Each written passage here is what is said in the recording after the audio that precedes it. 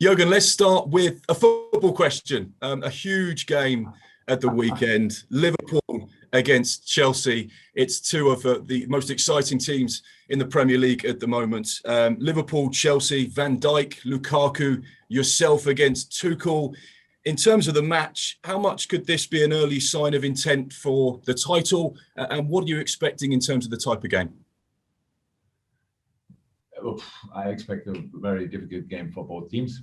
I don't think there's an easy way through any line, and so both teams are very good organized.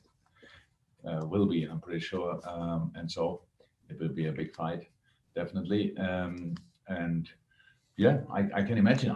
Again, it's one of these games I would watch 100%. If I would not be involved. So you have to, it's pretty much a must-watch game if you want. Chelsea obviously in a really good moment, won the Champions League with the last club competition or club game last season. Played an incredible, last half of the season. Since Thomas was in, really developed in the right direction. So brought now Lukaku in, which doesn't make them worse, obviously. And so yeah, is a tough opponent. But we are actually not in the worst moment as well, and hopefully we can show that. In terms of the transfer window, there's 4 days left now. When you look at your rivals, the likes of Manchester City, who have spent 100 million on Jack Grealish. You look at Chelsea, who you've touched upon there, and Lukaku, who they spent £97.5 million on. Liverpool haven't done that much business in that kind of market. Are you expecting a busy 4 days? And how does that business that those clubs have done change the dynamic of the title race? Do I expect a busy 4 days for us? Not really. To be 100% honest. But you never know.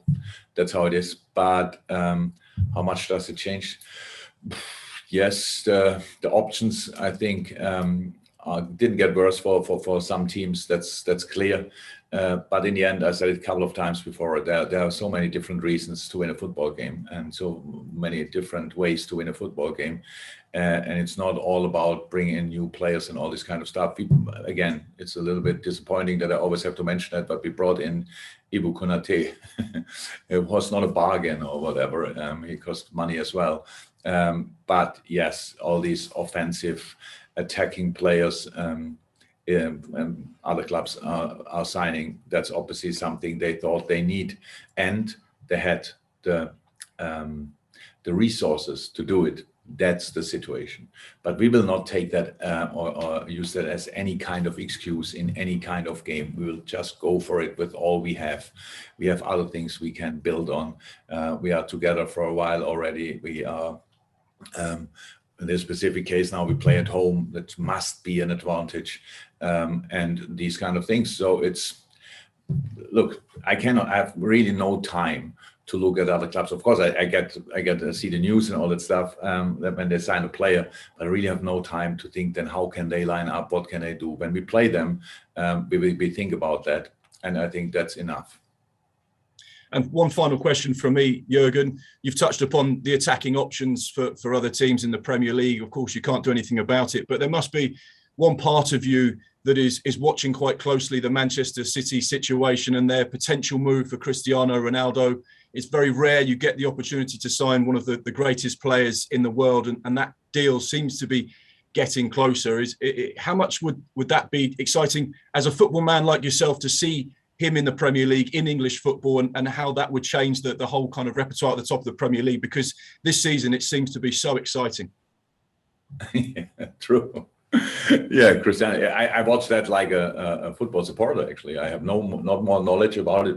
Probably you have much more knowledge about it, if it will happen or not, than I have. But again, it's not about me to judge that or whatever. It's just if other clubs can do things like this, it's obviously not a business for the future. I say in 3-4 years we will have then the benefit of that. It's for now and immediately, if that happens. And that's how some clubs are obviously working, and that's absolutely fine. But there must be different ways. There must be a team a year later and 2 years for us is at least, and 3 years later as well, and all this kind of stuff. You need success. It's really nice if we felt that if you can win trophies, it's great.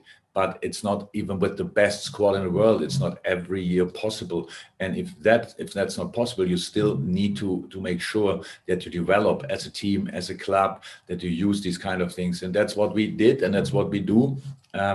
And anything else, or all the rest, is really not in our hands. And we watch it like all of you, and we'll see what happens. Okay, thank you, Mark. We'll go to Damien Johnson from Premier League Productions. Damien. Afternoon, Jurgen. We hear that Andy Robertson has returned to fitness, and how much of a battle does he face to get back in the team if he's in your thoughts for this weekend? There's no battle, because the players don't battle each other. That's about who is in which shape, who is playing the position in which way. So first and foremost, I'm more than pleased and really happy how Costas performed now in the last 2 games. Actually, in the whole preseason, it was a big step for him. Had a tough first year at Liverpool. I told him that. Nothing was intentional or planned, and thought, let's bring in a Greek player and don't play him a whole year. The problem what we had obviously is, first Costas had to adapt, was then injured, got COVID, all these kind of things. And then our defense line had to get changed pretty much every week.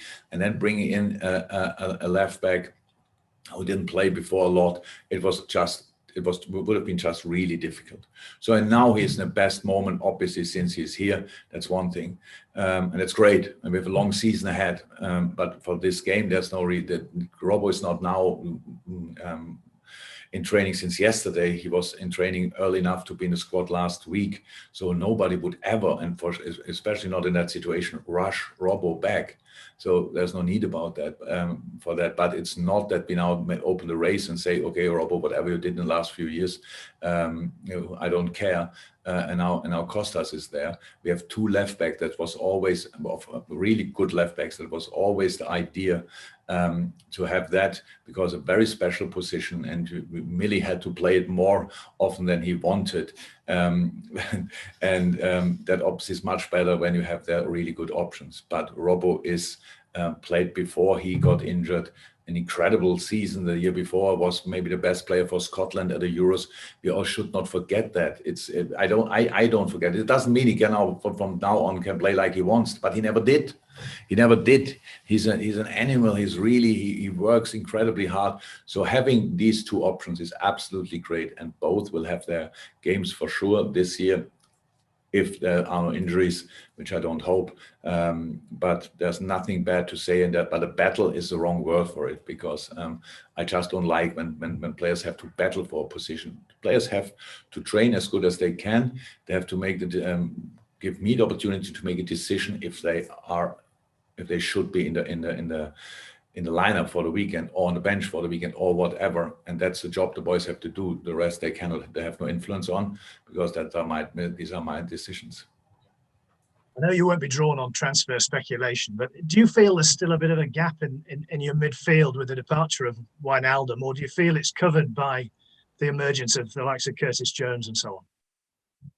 It must be a reflex. So of course, Gini Wijnaldum played for us an incredible amount of games. Absolutely great player, top player. I watched him now at Paris once or twice in some games, and so it's really like, yeah, that's Gini. Even when we prepare the opponent like Chelsea, and we have look in our games against Chelsea, we always see Gini running around there. It's absolutely. We still have to get used to that. He's not only on the pitch we miss him in the dressing room really as well. So great. But the reflex is, we lose a midfielder and we don't bring anybody in. There must be and now we can count our midfielders.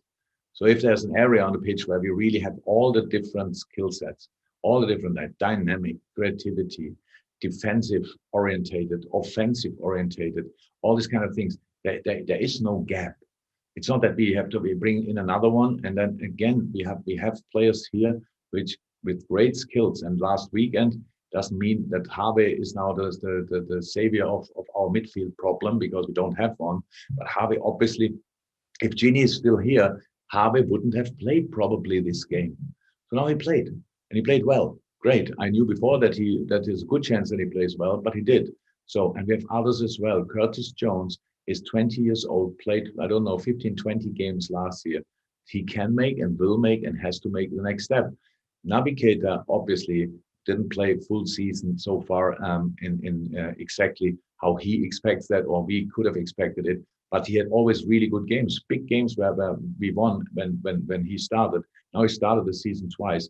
So would he have played if Gini's still here? I don't know, obviously, but maybe not. So, and this is all this, and then we have Thiago, who didn't start yet a game. We have Hendo, who played only one of the games. We have Oxlade-Chamberlain, but the dynamic you cannot buy in the moment if you want to buy a midfielder. So these things, and probably I forgot one, Fabinho, of course. So that's the situation.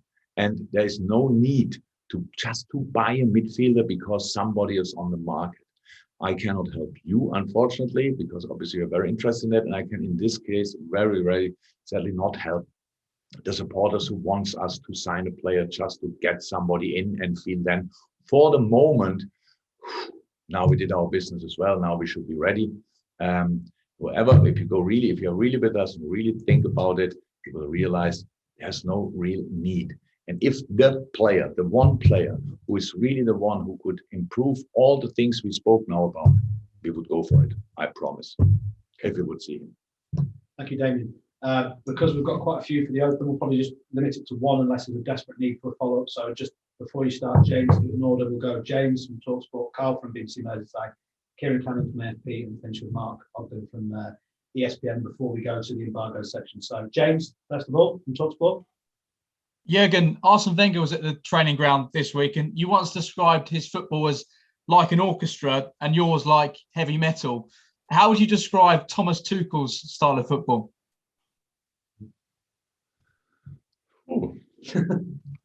I'm not too much in music, so probably that's why I choose these two, for me at least, very far apart music styles, if you want. So I cannot find now something in between.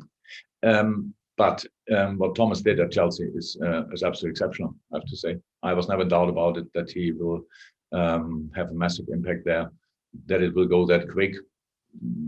I think not even he would have expected that exactly. But he won last night the I think European Coach of the Year, and absolutely deserved. Nobody had a bigger impact last season than he had. Really deserved. And so the combination, I said it before, of financial wealth and football knowledge is always a threat for all of us. That's how it is. And so what they are doing is really good. No doubt about that. Thomas is an exceptional manager and coach. And so, all my respect. Okay, thank you, James. We go to Carl from the BBC. Hi, Jurgen. Hi. I was talking to Harvey Elliott's coach when he was at QPR at the age of 10 and 11 the other day, and he was saying that he was always first in training. He had a great attitude, great work ethic. And he also mentioned how he got fit ahead of this pre-season as well. Those early years, how crucial are they in the development of a player, especially how good he is now as well already? Incredibly important, but I can tell you that you will not find a lot of Premier League players where the youth coaches don't tell similar stories about them in that age group, because we don't have a lot of late developers. Let me say it like this: these kids are pretty early the best in their team. When you're the best, that's how it is with young boys, girls, kids in general.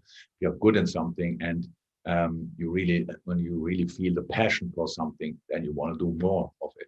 So, and obviously Harvey did that, because Harvey is the opposite of a late developer, is a very, very early developer. So he was early ready to play adult football, obviously already with 16 at Fulham. And Fulham was for sure not in a situation where you thought, okay, come on, let's bring the kids. So it's just because Scott Parker probably that time saw in training, yeah, he could help. And now he's 18, and I thought last week, oh yeah, he will help in that game, and that's why we took the decision. So the early years are incredibly important, absolutely.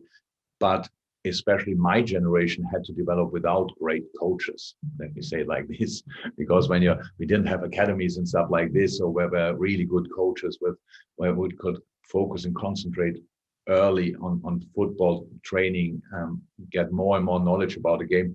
All these great players from your past, from my past, they all got coached by the mailman or the butcher of the village or the area of the town where you are from, just people who took the time for it. So yes, he is a great player, and thank God he is. And all the youth coaches he had, all the coaches he had so far, had their hand in that. And especially last year, I think in the championship, everybody who worked there with him did an exceptional job, because he made a big step last year. I was not sure about that before. When you go with 17 years old, you have to play championship, probably the hardest second division in the world. You have to play there, and then you make such a big step, play the amount of games he played. That showed he's not only a football talent, he seems to be a physical talent as well, that he's robust enough for all the challenges out there. Thank you, Carl. Last two questions. We'll go to Kieran from AFP and we'll finish with Mark. For the embargo section, it's been a pretty comprehensive press. If you want to start putting your hands up now, I won't be able to take everybody's question, but if at least you stick your hands up, I'll try and promote a couple of you in. Kieran. Hi, Jürgen. Hi, you Kieran. touched on the issue with the internationals, the South American internationals last week, with FIFA extending the dates. Can I get your reaction to the news this week that the Premier League clubs won't be releasing players that are due to go to red list countries, and can you confirm that your players affected won't be travelling unless there's a last minute exemption? I think I can confirm that, because there's no chance really for it. So the situation is like that. And look, the international breaks, so when players have to go on international duty, for the club manager, it's never great. It's never think, oh my God, great, I have a few days off or whatever. So it's, oh my God, they have to travel a lot, but we'll come back late and all these kind of things.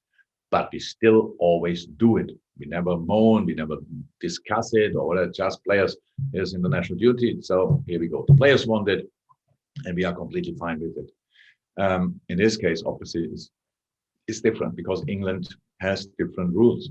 And the rules in England are, if you come back from a red list country, you have to quarantine 10 days in a hotel, not a hotel of your choice, no, in a hotel which somebody tells you where it is, next to the airport or whatever, and it's not even close to be a spa hotel or whatever. It's eating and waiting and sleeping and stuff like this. And as the clubs, we cannot do that. Not only because we play games in that time when they come back, but they lose, obviously, without being positive. Without being positive, they lose 10 days of training. In 10 days, you can ask whoever you want, doctor, a sports science person, without any chance of moving, you lose muscle. That's how it is. You as an atrophy. I'm not sure if the right English words, and I don't know the German word, but you lose muscle. And then you come back, that's not only 10 days, then it's again, you have to start training, you have to do different stuff. And it's a real risk for the boys then if they have to play then 3, 4, 5 days after 10 days quarantine immediately again football. And so that's the problem we had. And we were not, it's not that we said that we do it like this. It's just the government, number 10, didn't give an exemption for football players, even when they are fully vaccinated.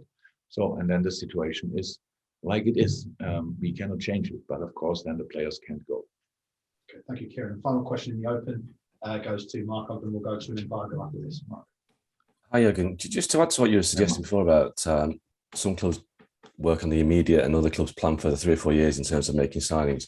Do you feel we're now in an era whereby the commercial value of a player becomes as important to some clubs as the actual value on a pitch? And in that sense, if you were ever offered Messi or Ronaldo, would you take it on the basis of what they could add to the team on the pitch, or would you feel that there's a commercial element to it as well? First and foremost, I think with Messi and Ronaldo especially, I think there might be a commercial aspect of it, of course, but don't think that PSG brought Messi in because of the commercial, but maybe yes, I don't know. They brought him in because Messi still have a lot to give for the football team. That's it. And if Cristiano comes to the Premier League, I think that's the first intention as well in that case. But nobody came to me so far. I never had to make a commercial signing, whatever that means exactly. Nobody asked me for that, and if somebody would come, I would start thinking probably. But so far, it never happened.